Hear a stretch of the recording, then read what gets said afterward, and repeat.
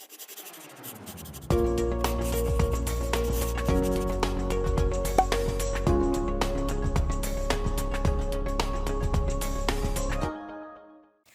chuchus! Tudo bem com vocês? Estamos aqui mais uma vez para ministrar uma aula do programa Fique em Casa Aprendendo comigo, Cacau Sotero. E hoje nós vamos para a África, a literatura africana, pedindo passagem aqui em nossa aula, hein? Em nosso momento de aprendizado. Sejam todos muito bem-vindos à TV Educação. Lembrando que você pode também assistir esta e outras aulas na plataforma Gonçalves Dias, no YouTube, o melhor canal de educação do Brasil, certo? Lá você pode pausar o vídeo, voltar novamente, caso você perca aí o assunto, você se distraia, você levante para fazer alguma coisa, enfim. Mas fique atento, nós vamos falar da literatura africana, muito importante. A África é um continente que faz parte da construção do nosso povo, né, aqui do Brasil. Nós sabemos do processo de colonização, os africanos vieram para cá, né, contra a vontade, foram escravizados, mas deixaram para nós um legado muito interessante, uma cultura riquíssima, e isso, claro, está dentro da literatura. Olha só, eu coloquei aqui a literatura africana pede passagem, nós vamos falar da literatura africana em si, o movimento negritude, muito importante, né, para essa autoafirmação, resistência, de toda essa história aí, carregada de muita dor, né, muito sangue também. A negritude no Brasil, né, esse movimento, e os autores dessa literatura africana. Tá? E para começar, gente, nós já falamos disso em outras aulas, e apesar de sua grande importância cultural, a literatura africana não foi e nem recebeu, né, não tem recebido também nos dias atuais, uma atenção melhor. Quando nós estudamos literatura, nós nos concentramos na literatura europeia, na literatura portuguesa, porque fomos colonizados pelos portugueses. Mas também nós temos muita coisa da cultura indígena e, claro, da cultura africana. Nós somos um país bem mesclado, um país miscigenado, uma população maravilhosa, o resultado da miscigenação desses povos, né? Os portugueses, os índios e, claro, os africanos, tá certo? Então, ainda assim, apesar de toda essa importância, de toda essa bagagem cultural, essa literatura, como eu acabei de falar, não tem sido recebida, né? Esse assunto não tem sido recebido, principalmente no que se refere aos países de língua portuguesa, a atenção que deveria ter, né? Então, recapitulando, não é só o Brasil que fala o português, né? Existem outros países, inclusive lá na África, como Angola, Moçambique e outros países, tá? Que se concentram eles se concentram e concentram a língua portuguesa aí no processo de comunicação, tá bom? Literatura africana, falando aqui de negritude, tá? É negritude em francês. Foi uma corrente literária, vamos chamar assim, de um movimento literário que agregou, né, escritores negros de países que foram colonizados pela França, certo? Então, a gente já sabe, quando você ouvir falar de negritude, desse movimento literário, já sabe que é uma contribuição francesa. Escritores negros, certo? Que foram colonizados pela França. Então a gente volta aqui na história, no início de tudo, né? Brasil não existia. Como que o Brasil começou a existir? Através das navegações. E aí os portugueses chegaram aqui, encontraram os índios, tentaram escravizá-los, não deu muito certo, e aí foram atrás de uma outra mão de obra que saísse barata para explorar a riqueza do Brasil. Isso aconteceu também na França, né? Então, negros, né, pessoas africanas, foram para outros países, tá? E lá também houve esse processo de colonização, tudo bem? Bom, aqui eu tenho olha só, essa árvore. Observa aí na tua tela. Ela é um movimento, não. é o símbolo do movimento da negritude, mas ela é um símbolo também de resistência, porque ela é formada de um punho, tronco da árvore, e as folhas representariam punhos também, tá bom? Então, esse termo negritude apareceu provavelmente pela primeira vez no poema Aimé Césaire, Cahiers, d'un retour ao Paz Natal. Olha só o nome aqui, francês. Então, já sabemos, negritude, França. Quem? Escritores negros que foram colonizados pelos franceses. Olha só a nossa semelhança aqui em São Luís. São Luís do Maranhão é a única capital do Brasil que foi fundada pelos franceses. E se não houvesse essa treta aí, né, entre portugueses, holandeses, franceses, você sabe que o Brasil, por aqui, andou passeando esses povos todos, briga aqui, briga ali, expulsa daqui, expulsa dali. Quem sabe nós teríamos também muita coisa de colonização francesa, certo? Mas não, os portugueses não deixaram, foram eles que colonizaram o Brasil. Mas São Luís tem esse quê aí de contribuição francesa na questão da sua fundação, tá bom? Então, olha só, vamos ver aqui algumas coisas que eu trouxe em relação a esse movimento negritude. Os primeiros proponentes da negritude enfatizavam como pontos capitais no movimento. Pontos importantes, pontos primordiais. Primeiro, reivindicação por parte do negro da cultura africana tradicional, visando a afirmação e definição da própria identidade. É um povo que veio de uma outra região, de um outro continente. Veio fazer parte, né, da formação de uma outra cultura. Então, nada mais justo do que aquilo que eles tinham em mente, aquilo que eles cultuavam, aquilo que eles aprenderam, fosse respeitado. E no início isso não foi bem aceito. Quer ver só um exemplo? As religiões de matriz africana, elas têm assim, elas não são bem vistas por certos segmentos da sociedade, principalmente de cunho religioso. Isso é uma coisa que precisa ser revista, porque faz parte da cultura daquele povo e a gente precisa respeitar, não é verdade? O combate ao eurocentrismo, que é isso? É a concentração da cultura da Europa, advindo do colonialismo, claro, e da educação ocidental que prevalecia. Então, eu citei aqui no início, né, as grandes navegações. No nosso caso, quando nós estudamos as grandes navegações, quando nós estudamos aí o início da literatura, nós vamos nos ater a Portugal e Espanha, que brigavam por territórios. E aí, no nosso caso aqui no Brasil, quem venceu? Portugal.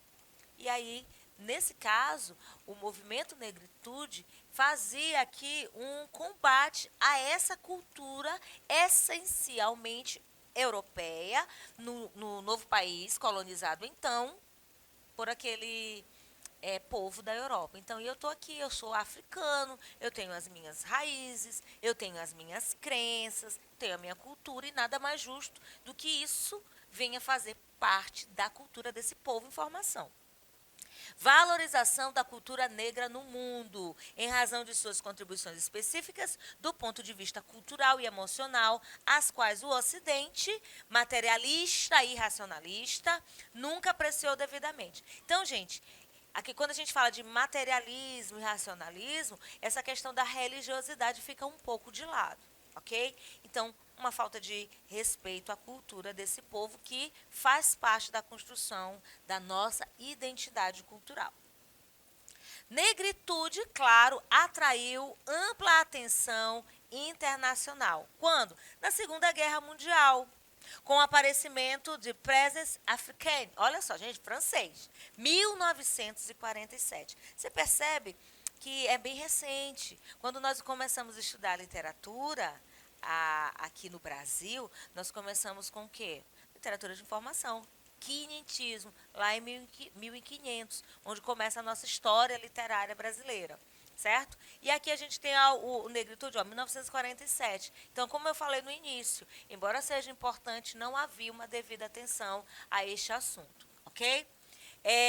Esse nome aqui que eu falei, do Presence, é um jornal que promovia os conceitos da negritude, aquilo que se defendia nesse movimento. Publicação da Anthologie de la Nouvelle Poésie Nègre et Magaché de Langue Française. Olha só, quase enrola aqui. 1948, editada por Senior. Tá certo? Então, o que nós já sabemos até aqui? Que o movimento negritude iniciou na França por conta da colonização, né? Por conta daquele povo africano que foi colonizado lá na França, tá certo? E aí o que a gente viu muito na Copa do Mundo, na França, muitos jogadores negros. Então aí resultado de uma colonização na África, assim como no Brasil, tá bom? Depois da emancipação da maior parte das antigas colônias africanas, no início da década de 60, olha só, literatura brasileira começa em 1500. Literatura brasileira tem participação do povo africano? Claro, eles viviam aqui no Brasil, mas não se fala disso. Por quê? Porque as características literárias eram concentradas nas ideias que eram difundidas, propagadas na Europa. E a África é um outro continente. Então, 1960 é uma coisa mais recente. A negritude decresceu como movimento organizado. Então, o negócio foi mudando aí, foi desinflando.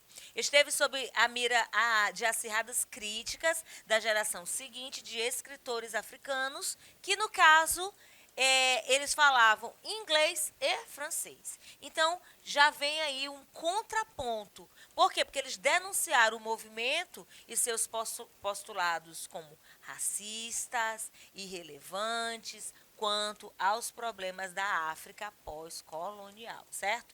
Então, aí a gente começa a ver uma dissidência, um enfrentamento, pessoas que... E hoje a gente vê muito movimento, muitas características, muitos incidentes envolvendo situações de racismo. Agora, pasmem, quando este racismo em relação a vamos falar negritude hoje, né? Num contexto atual.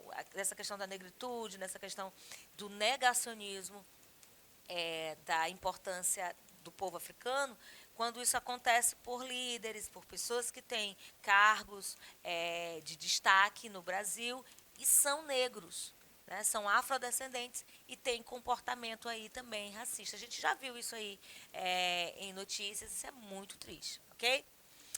Quais eram os objetivos desse movimento? Valorização da cultura negra em países africanos com população afrodescendentes expressivas que foram vítimas da opressão colonialista. Ficou claro? Negritude é um movimento de resistência, é um movimento de fincar as raízes africanas onde se está ali estabelecendo a formação de um povo, porém tardia em relação ao tempo. Combate ao eurocentrismo, combate a esses pensamentos difundidos lá na Europa, ok? Aqui no Brasil, bom, mais da metade da nossa população brasileira é negra. Olha só, mais da metade. Então a gente não tem nenhuma raça aqui pura. Vamos falar assim, fulano é branquinho, tem o cabelo liso, mas tem o nariz um pouquinho mais achatado.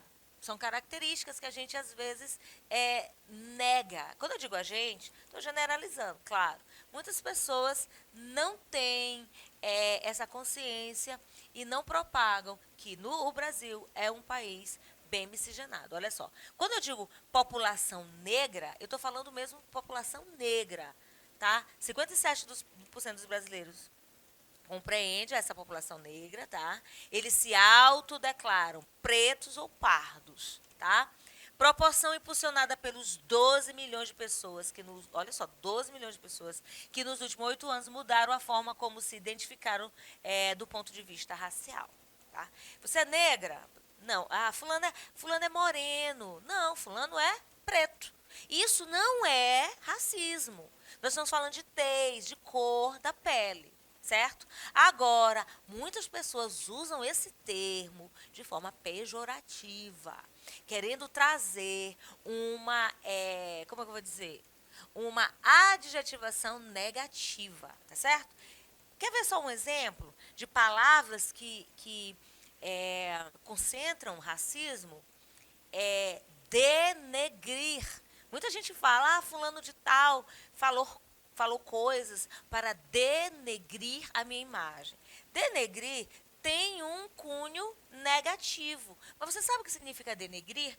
Tornar negro. E negro não é uma característica ruim. Deu para entender? Então, existem certas situações que já na nossa cabeça, por conta daquilo que é propagado, por conta daquilo que é ensinado, nós vamos simplesmente sendo meros repetidores. E aí esse movimento negritude vem aí trazer novas ideias, porque vai se combater as antigas, como resistência e reposicionamento do negro, da literatura, da cultura negra na sociedade, tá bom?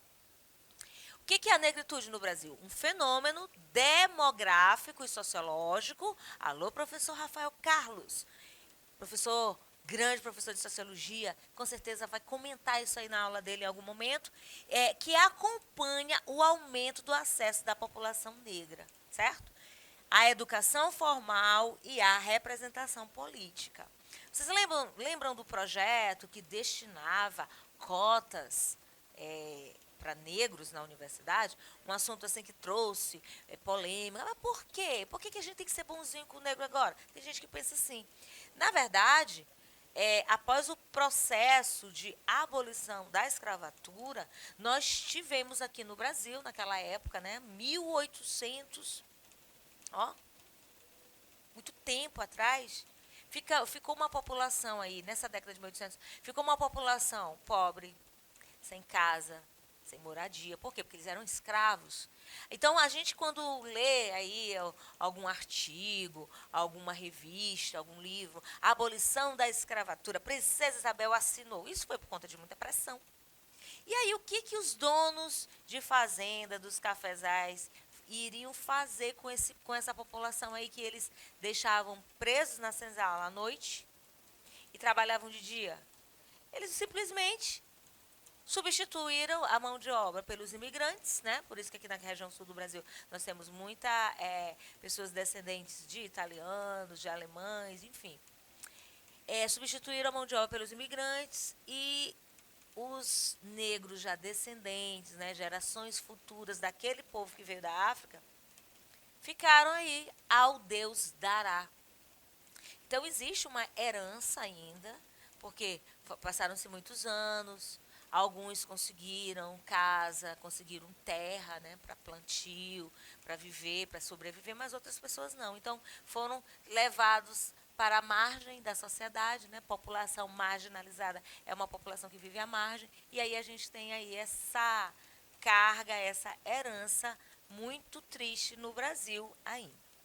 A negritude esse movimento negro, é um conjunto de movimentos, é um movimento que concentra movimentos que lutam contra, hoje, o racismo, lutam pela igualdade social de direito entre negros e brancos. Infelizmente, nós temos aí, basta você abrir aí as redes sociais, no Instagram, nós temos muita notícia triste de pessoas. Lembram de uma aí, recentemente, uma cliente de um piano bar, sei lá, num hotel, acredito que foi num hotel, simplesmente foi lá e deu um tapa na cara da cantora negra. Então a gente tem visto muita coisa triste em pleno século XXI. Então, desde o século XIX, vários movimentos surgiram em defesa da igualdade de direitos civis. Porque a Constituição diz o quê? Que todos nós, cidadãos, somos iguais perante a lei. Mas, infelizmente, no dia a dia isso não funciona muito, em alguns casos. Contra a escravidão, a gente ainda tem ainda trabalho escravo no Brasil. De vez aqui e ali sai uma denúncia.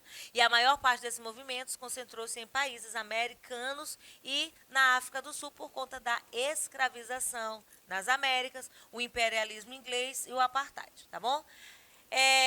Inspirações para os escritores, tudo isso fez com que os escritores trouxessem essa carga aí para os seus escritos e se posicionar também, trazendo esse importante assunto em suas obras. O que mais? Aí Só para fechar aqui, Beethoven era um 16avos negro. Isso aqui retrata a busca dos sul-africanos por identidade da Livraria da Folha. Tá? Em ano de Copa do Mundo na África do Sul, nada melhor do que entender um pouco melhor o que acontece no país. No livro, Beethoven era um 16avos negro. A autora Nadine Gordimer apresenta 13 contos que exploram a busca dos sul-africanos por uma identidade após a queda do apartheid, o regime racista que segregava brancos e negros. Então aqui a gente tem uma autora trazendo e reportando esse assunto que a gente continua também em próximas aulas.